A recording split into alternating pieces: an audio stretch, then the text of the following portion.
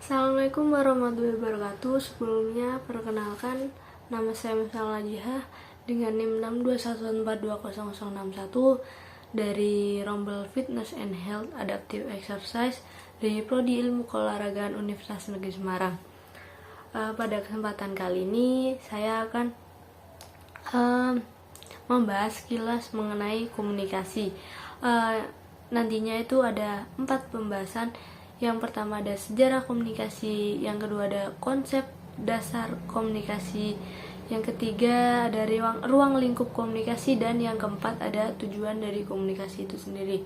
Komunikasi menurut Loswell mengatakan bahwa we say to whom in what channel with what effect. Jadi komunikasi sebagai suatu proses penyampaian pesan dari komunikator yang ditunjukkan kepada komunikan melalui media atau saluran yang menimbulkan efek tertentu. Dapat disimpulkan bahwa komunikasi merupakan proses atau aktivitas menyampaikan pesan dari komunikator kepada komunikan melalui media tertentu dengan tujuan mencapai kesepahaman dan kesepakatan bersama.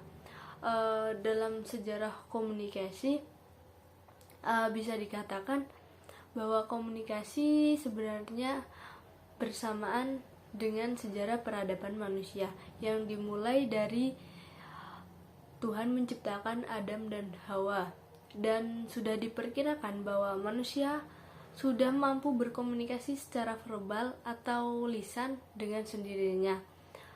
Komunikasi itu sangat penting dan tidak bisa dipisahkan dalam kehidupan manusia.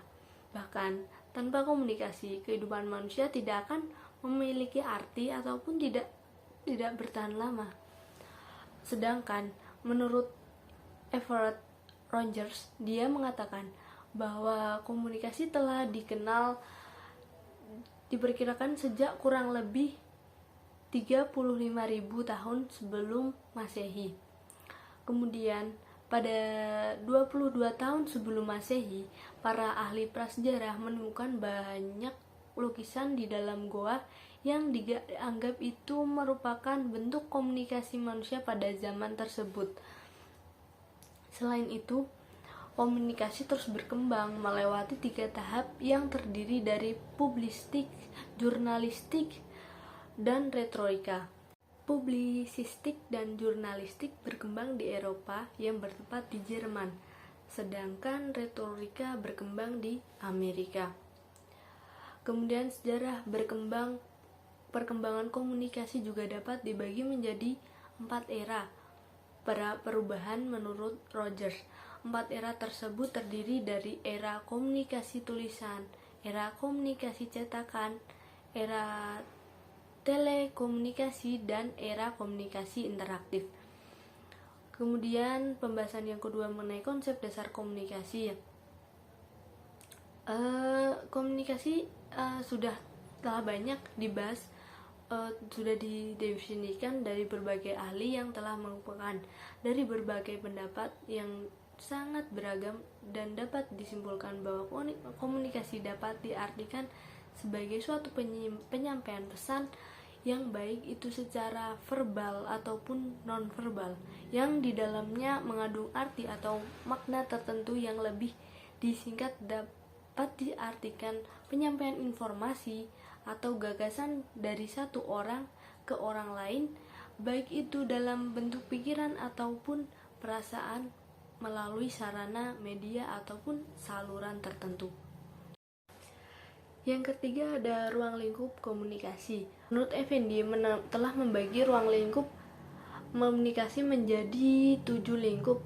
Yang pertama ada bidang komunikasi, antara lain komunikasi sosial, organisasi, manajemen, bisnis, politik, internasional, antar budaya, pembangunan, dan komunikasi tradisional.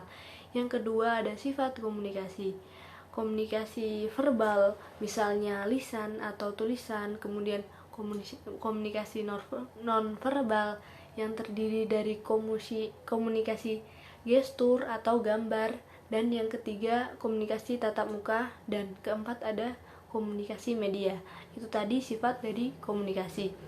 Kemudian Ruang lingkup yang ketiga ada tatanan komunikasi. Dari tatanan komunikasi ini dilihat dari sisi jumlah peserta yang terlibat. Yang pertama adalah komunikasi pribadi, yang kedua ada komunikasi kelompok, misal kelompok besar, kelompok kecil, contohnya ceramah atau diskusi. Yang ketiga ada komunikasi massa, baik itu media cetak atau radio, film, televisi. Dan yang keempat ada komunikasi media seperti surat, telepon, pamflet, atau poster dan spanduk. Ya, pembahasan yang terakhir ada tujuan komunikasi. Yang pertama itu mengubah sikap, perilaku, opini, dan masyarakat. Dan yang kedua ada pertukaran pesan, informasi.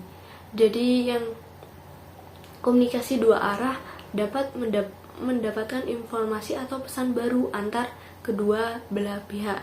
Yang ketiga, tujuannya membangun hubungan antar manusia. Dan yang keempat, beradaptasi dengan lingkungan. Kemudian ada fungsi komunikasi, di antara lain memberi informasi, mendidik, menghibur, mempengaruhi, dan memenuhi kebutuhan fisik, kebutuhan identitas, kebutuhan praktis, dan kebutuhan sosial. Fungsi dari komunikasi juga dapat diterapkan dalam komunikasi organisasi atau kelompok. Yang pertama ada kontrol, motivasi, dan ekspresi emosional serta informasi.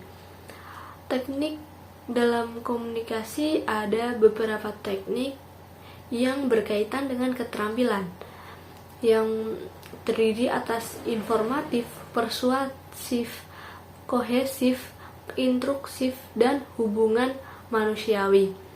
Dalam metode komunikasi ada beberapa hal yang terdiri dari jurnalistik, hubungan masyarakat, periklanan, propaganda, perang, urat saraf, dan perpustakaan.